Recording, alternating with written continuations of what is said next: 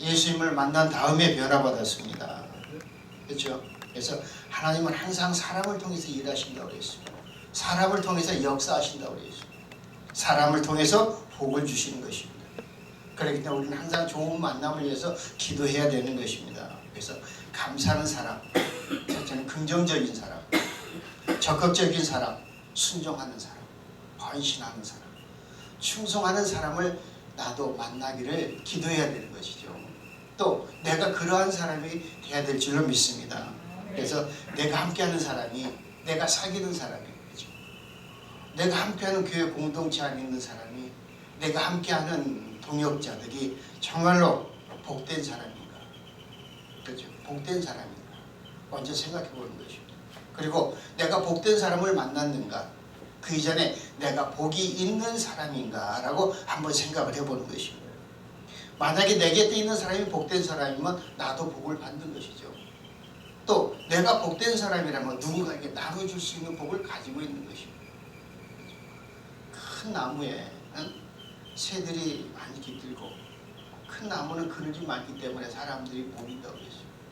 그래서 중국 성탄에 보면 수양산 그늘이 강동 80리 같다고 했어요. 무슨 말입니까? 산이 높으니까 그늘이 많다는 것이죠. 그 덕을 본다는 것이죠. 사람의 덕을 보는 것이죠. 축복받은 사람의 덕을 내가 보는 것입니다. 이제 축복받은 사람의 덕을 내가 봤으면 나도 복 있는 사람이 돼서 누군가에게 나눠줘야죠. 그렇죠? 옛날에요, 여자들이 며느리를 맞을 때 며느리를 정말 잘 맞으면 우리 집에 복덩이 들었다고 그러죠. 복덩이 들었다고. 얼마나 좋습니까? 그래서 우리 집 복 있는 집이다.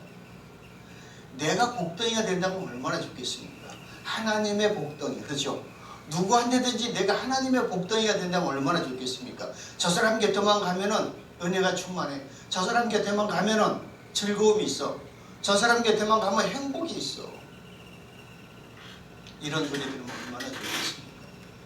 그런데 그런 소리를 들으려면 하나님을 먼저 만나야 된다는 것입니다. 그래서 하나님의 사람으로 변화받아야 되는 것입니다.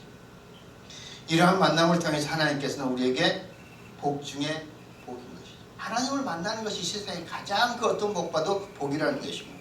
그래서 이러한 만남을 통해서 내 삶을 하나님의 영광 듣는 삶으로 변화시켜가는 것이죠. 근데 우리 이 땅에 살아가면서 꼭 복된 만남만 있는 것이 아니죠. 우리가 말하는 악연이라는 게 있습니다. 잘못된 만남이죠.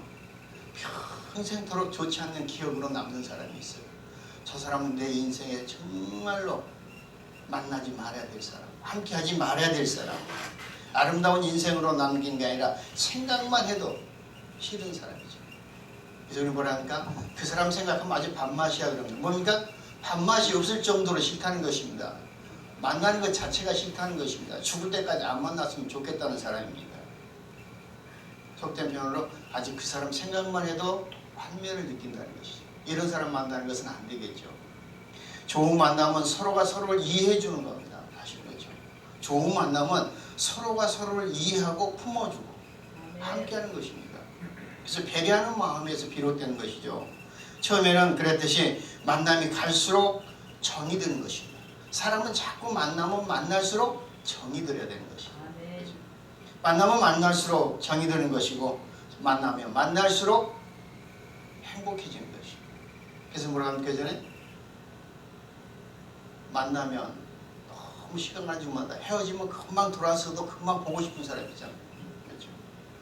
시간 가는 줄 만나고 못 만나서 대화하다가 헤어지고 나면 금방 돌아서 또 보고 싶은 사람이 있는 거예요. 그런 사람이 돼야 된다는 것입니다. 그래서 만날수록 거리감이 느껴지는 것이 아니라 만날수록 가까워지는 사람이 되는 것입니다. 제가 이제 우리가 잘 아는 정채봉 작가 에세이의 만남에 보면 5가지 만남을 이야기합니다. 첫째는 생선 같은 만남이다. 처음에는 싱싱한데 시간이 지날수록 썩어서 가까이 할 수 없는 사람. 그렇죠? 뭡니까? 시기와 질투가 있다는 것입니다. 우리 그리스도인들 중에서는 첫째, 그렇죠? 우리 그리스도인들 중에서는 서로 만날 때는 좋은데 저 사람이 나보다 더 잘난 것 같아. 저 사람이 나보다 더 똑똑한 것 같아. 믿음이 좋은 것 같아. 더 헌신하는 것 같아. 더 순종적인 것 같아. 더 칭찬을 많이 받는 것 같아. 인정받는 것 같으면 어떻게 합니까? 시기하고 질투한다는 거죠. 오히려 그것을 바라보며 나는 왜 저런 믿음이 없을까? 나는 왜 저렇게 하지 못할까? 자기 자신을 돌아봐야 되는데 오히려 시기하고 질투하는 사람이 있다는 것입니다. 이런 사람 만나면 안 된다는 것입니다. 두 번째, 지옥에 갔다는 것입니다. 만났는데 아무 의미가 없다는 것입니다. 만나서 대화하고 차 마시고 밥 먹고 왔는데 생각해보니까 만남의 의미가 하나도 없다는 것입니다. 그렇죠? 불필요한 만남이죠. 이런 만남 만나서도 안다는 거죠. 이런 사람은 그러니까 시간이 아깝다는 거죠. 왜 그 사람을 만났을까? 세 번째, 건전지 같은 만남이라고 했습니다. 쓸모가 있을 때는 꼭 필요하죠. 건전지가 없으면 안 돼요. 꼭 필요해요. 그렇죠? 이 마이크도 건전지 없으면 안 나오지 않습니까? 필요해요. 근데 다 떨어지면 어떻게 합니까? 쓰레기통에다 버려. 자기 유익을 위해서 만나는 사람이 있습니다. 그래서 자기 유익이 다 떨어지면 어떻게 합니까? 버리는 것입니다. 이런 사람 만나면 안 된다는 것입니다. 근데 또한 꽃과 같은 만남이 있다고 그랬습니다. 꽃과 같은 만남이니까 좋을 것 같지요. 처음에는 너무 좋아요. 그냥 어쩔 줄 모르게 좋았어요. 헤어지는 게 싫고 늘 같이 있고 싶은데 꽃은 반드시 시들게 되어 있습니다. 꽃은 필 때는 아름다운데 시드는 모습은 아예 냄새나고 그러겠습니다. 금방 우리가 말하는 냄비 같은 사람, 그렇죠? 금방 뜨거워졌다 금방 식어버리는 사람. 그런 사람 만나서도 안 된다는 거예요. 어떤 사람을 만나냐? 손수건 같은 만남이다 그랬습니다. 손수건 같은 만남은 상대가 슬플 때 눈물도 닦아주고 땀도 닦아주고 그렇죠? 유래해 주는 것이죠. 늘 함께 있으면서 아플 때 유래해 주고 함께 해주는 사람. 어떤 목사님이 그냥 형제간도 없이 오로지 부부간에 목회를 하다가 사모님이 사고로 병원에 응급실에 있다는 연락을 받았어요. 그래서 아무 생각 없이 병원에 쫓아갔어요. 갔더니 수술을 하고 있다는 거예요. 그래서 밖에서 기도하고 자정이 훌쩍 넘어서 의사가 나와서 미안합니다. 죄송합니다. 최선을 다했는데 어쩔 수가 없었습니다. 운명하셨습니다. 그 자리에 앉아서 통곡을 하고 얼굴도 못 보고 통곡을 하고 그러고 들어가서 그의 얼굴을 바라보고 사랑하는 아내의 얼굴을 바라보고 나와서 누구에겐가 이 소식을 알리고 위로받고 싶고 함께하고 싶어서 핸드폰을 다 꺼냈는데 번호는 100개가 넘는 번호가 저장되어 있어요. 근데 누구한테 전화를 해야 될지 모르겠더라고요. 자정이 넘은 시간에 이 시간에 누구한테 전화해서 내 지금 아픔을, 내 슬픔을, 내 고통을 함께 위로해 줄 수 있고 나눌 수 있는 친구가 전화를 아무리 들여다봐도 없더라는 것이죠. 평소에는 그렇게 친하게 자주 통화하고 차 마시고 교제했던 주변의 사람들이 막상 자기가 아픔을 당해서 누구에게 위로하고 싶어 전화를 하려고 봤더니 그 많은 전화번호 중에 선뜻 전화를 할 사람이 없다는 것이죠. 그럼 어떨까요? 그동안의 교제가 진실한 교제가 아니었다는 것이죠. 진정으로 자기가 마음을 나눠주고 마음을 함께할 친구가 없었다는 것이죠. 얼마나 외롭겠습니까? 우리가 이런 삶을 살지 말아야 돼요. 하나님은 항상 함께하기를 원하시는 것이죠. 하나님과 함께하는 사람은 세상 사람들과도 늘 함께할 수 있는 마음이 있다는 것입니다. 그래서 하나님을 만남 가운데 일하시고 만남 가운데 역사하신다고 했습니다. 그래서 어떻게 합니까? 우리가 전도도 만남 가운데 하는 거 아닙니까? 그냥 하는 게 아니라 만남인 것이죠. 그 만남을 통해서 하나님이 역사하시는 것입니다. 그 만남을 통해서 구원으로 인도하는 것이죠. 그래서 복음 전파의 열매도 결국 만남인 것이죠. 그래서 우리의 만남이 어떤 만남이냐 중요한 것이죠. 아름다운 만남, 행복한 만남, 주님의 영광을 이룰 수 있는 만남이라는 것입니다. 우리가 이러한 만남을 통해서 하나님께 영광 돌리는 것입니다.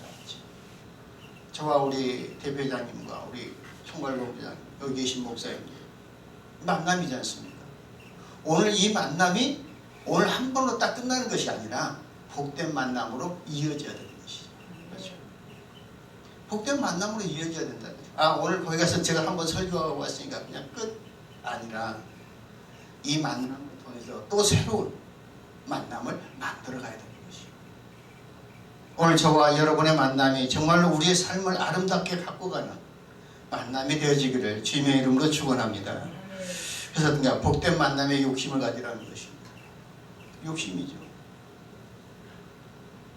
우리는 이 만남을 통해서 기도하는 것입니다. 하나님, 사람을 또한 바로 볼 수 있는 눈을 주십시오.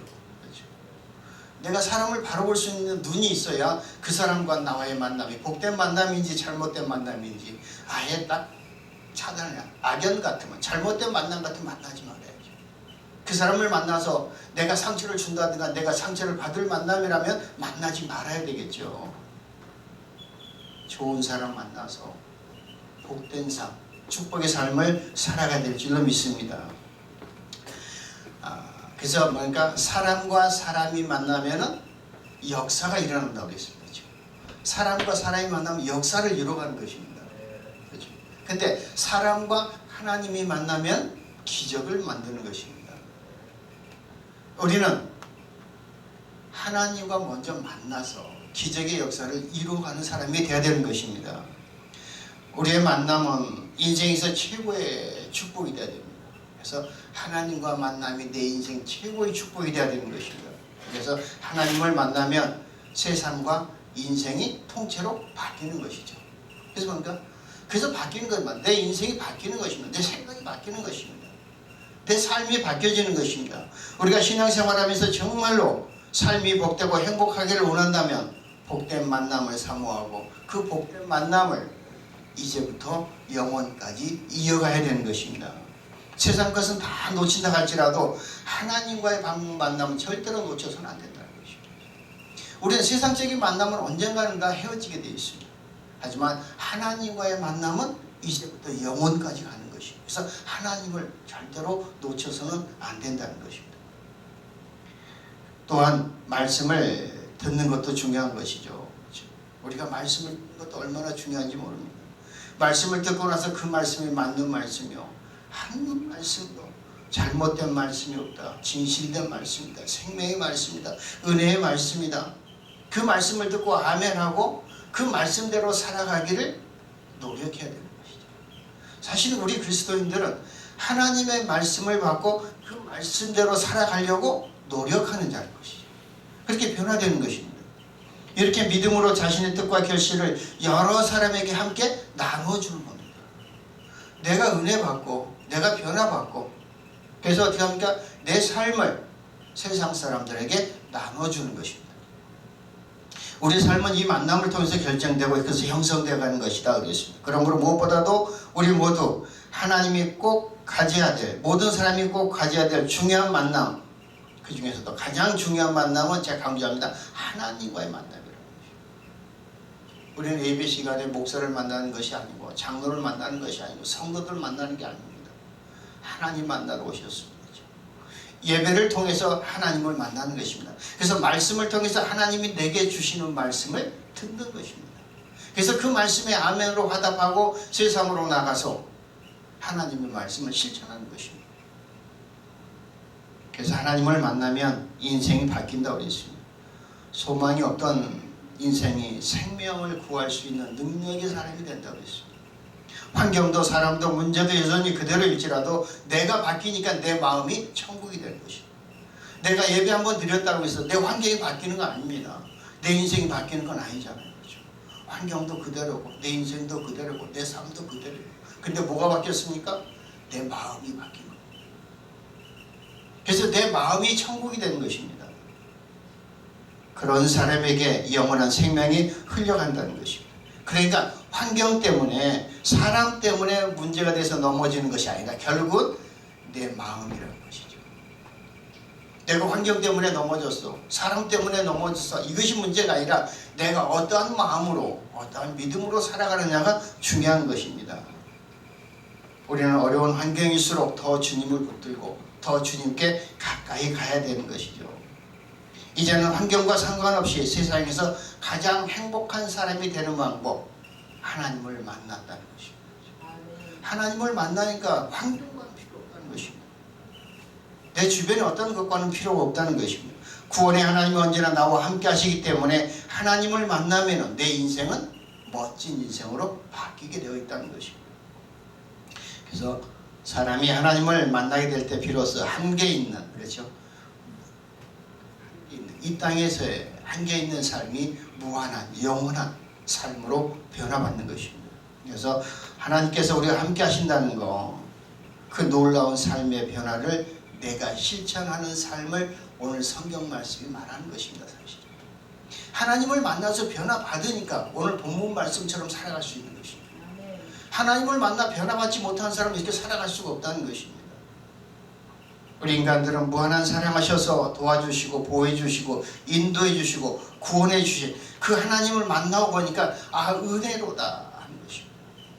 그래서 그 은혜, 그 사랑을 나누게 되는 것입니다. 그래서 하나님을 간절히 또한 찾아야 된다. 어떤 사람을 만나주느냐? 찾는 사람을 만나주시는 것이죠. 나를 부르지도 않는 사람한테 내가 뒤돌아가고 그 사람 찾아가겠습니까? 나를 필요로 하는 사람한테 내가 찾아가는 것입니다. 우리가 잘 아는 잠언 8장 17절, 나를 사랑하는 자들이 나의 사랑을 입으며 나를 간절히 찾는 자가 나를 만날 것이다. 또한 예레미야 29장 13절에 보니까 너희가 온 마음으로 나를 구하면 나를 찾을 것이요 나를 만나리라고 그랬습니다. 우리가 하나님을 사랑하고 전심으로 찾고 찾으면 우리를 만나주시는 것입니다. 그 하나님을 만나야 되는 것입니다. 어느 때요? 예배 때 만나는 것입니다. 기도할 때 만나는 것입니다. 찬양할 때 만나는 것입니다. 하나님은 어느 시대나 당신을 전심으로 찾는 사람들 다 만나주셨습니다. 한 번도 거절한 적이 없습니다. 우리는 누구보다도 먼저 하나님을 만나야 되고 누구보다도 하나님과 함께 해야 되는 것입니다. 다른 사람보다 내가 먼저 만나야죠. 다른 사람 만나서 못 받는 거 보고 내가 하나님 만날 수는 아니지 않습니까? 우리는 내가 먼저 하나님을 만나는 것입니다. 내가 먼저 하나님을 찾는 것입니다. 성경에 보면은 하나님을 모르던 사람들이 하나님을 만나서 새롭게 변화된 모습들이 있습니다. 하나님을 전혀 알지 못하고 우상을 섬기던 아브라함, 그렇죠? 사기꾼 도망자 야곱, 여리고 지방의 세무서장으로 있던 삭개오, 남편을 5이나 두었던 수가성의 여인, 그 다음 뭡니까? 예수를 핍박하던, 예수 믿는 사람을 핍박하던 사울, 그렇죠? 다 만나고 변화받았어요. 처음에는 하나님을 예수님을 몰랐던 사람들이었는데 하나님을 만나고 예수님을 만나면 새롭게 변화되어 새 사람들이 있는 거예요. 그래서 하나님을 만나면 인격적으로 변하는 것입니다. 예수를 만나면 인격적으로 변화받는 것입니다. 우리가 예수님을 믿고 믿음 생활을 할 때 가장 당황되는 것은 예수님을 믿는다는 것은 우리 삶의 변화를 요구하는 것입니다. 사실 내가 예수를 믿는다는 것은 뭡니까? 예수님은 내가 예수를 믿습니다, 나의 구원주로 받아들입니다 하면은 예수님은 그때부터 내 삶을 변화시키는 것입니다. 변화되어야 된다. 왜? 세상 것으로부터 단절되어야 된다는 것입니다. 원래 살던 대로 살면서 예수를 믿고 구원받으면 편할 텐데 하나님은 절대 그걸 원하시지 않는 것입니다. 내가 예수 믿었으니까 나 그냥 지금까지 살아온 방법대로 방식대로 살아가게 해주세요가 아니라는 것입니다. 이제 그 방법을 다 바꾸라는 것입니다. 변화시키라는 것입니다. 그래서 예수 그리스도를 믿고 변화된 삶을 살게 되면 사람들이 은혜 받았다고 이야기하는 것입니다. 그 은혜 받은 삶의 모습을 보고 다른 사람도 나도 저렇게 은혜 받아봐야지, 저런 삶을 살아봐야지 도전받게 된다는 것이죠. 사람은 원래 그렇게 심하게 변하는 존재가 아닙니다. 사람은 원래요 쉽게 은혜 받았다고 쉽게 변하는 존재가 아니라는 것이 절대 아닙니다. 제가 제 자신을 봐도 그렇습니다. 제가 은혜 받았다고 쉽게 그냥 180도 변했냐? 아니라는 것입니다. 아직도 변해가고 있는 중입니다. 우리 속담에 세 살 버릇 여든까지 간다고 그러죠. 세 살 버릇 뭡니까? 변화가 쉽지 않다는 것입니다. 사람은 자신이 한번 터득한 생활 방식, 생활 습관, 언어 이런 거 쉽게 바꿀 수 없습니다. 정말로 어렵습니다. 그 습관이 우리의 삶을 지배해가는 것입니다. 사실은. 그래서 사람마다 개성이 있다고 그러죠. 마찬가지로 자기가 살아온 삶, 습관, 어떤 방법, 방식, 생각, 지식, 경험 그걸로 살아가는 것이죠.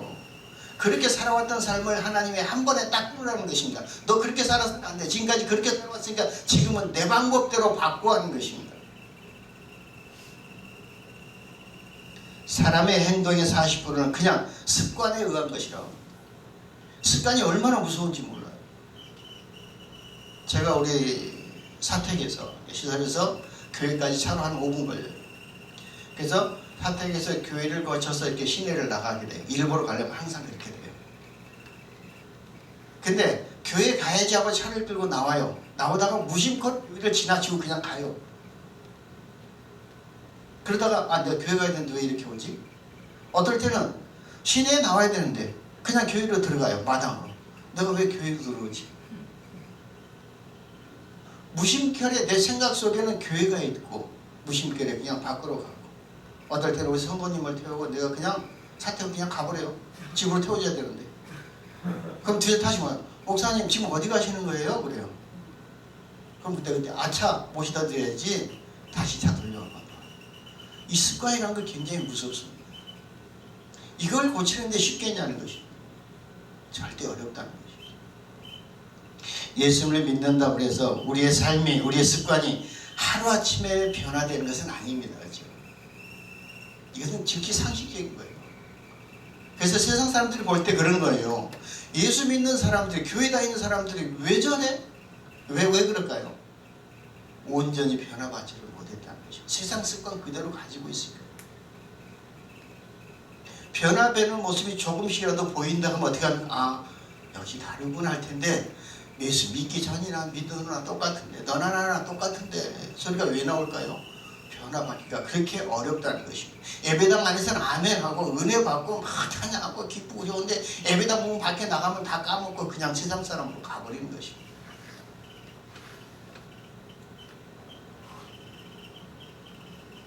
(60평생을) 우리는 시골이라 이렇게 교회에 60평생 아니라 70평생을 불교 신자로 살아간 사람이 대부분이에요. 거기서 나서 거기서 자라서, 우리 지역에는 절이 많아요. 송광사도 있고 서남사도 있고 절들이 엄청 많아요. 절에 다니면서 교회 나오는 거예요. 교회 나와서 교회 나와서 뭘 알겠어요. 사실 60, 70 넘어서 나오면 그냥 찬양하고 말씀 듣고 하지만은 어느 순간에 목사님 부를 때 뭐라고 하는 줄 아세요? 주지 목사님 그래요. 왜요? 주지 스님이 입에 뱄어요. 그렇죠? 주지 스님, 주지 스님이 뱄어요. 주지 목사님 그래요. 왜? 뭐야? 그럼 자기도 모르게 그냥 나오는 거예요. 이 습관인 거예요. 얼마나 무섭습니까? 사람이 바뀌는 것은 쉽지 않지만 성경에는 예수 믿은 후에 그 삶이 변화되는 사람들의 이야기인 것이죠. 사실은 이 성경책은 예수 믿은 후에 변화된 사람들, 예수를 믿고 하나님을 만나고 그 사람들이 은혜 받고 성령 충만하고 어떻게 살았는가, 어떻게 복을 받았는가, 그 이야기라는 것입니다. 예수 믿기 이전의 이야기 아니라 예수 믿은 후의 이야기를 하는 것입니다. 하나님을 만난 후에 이야기하는 것입니다. 오늘 본문에 뭐합니까? 여러 말로 확증하여 고나에 이르되 너희가 이 패역한 세대에서 구원을 받으라니 그 말을 받은 사람들은 세례를 받으며 이날에 신도수가 3,000이나 더하더라. 40절로 41절 말씀. 성령을 받은 제자들이 세상에 나가서 예수 그리스도의 복음을 전할 때 그 예루살렘에 커다란 영적인 각성이 일어나기 시작했다.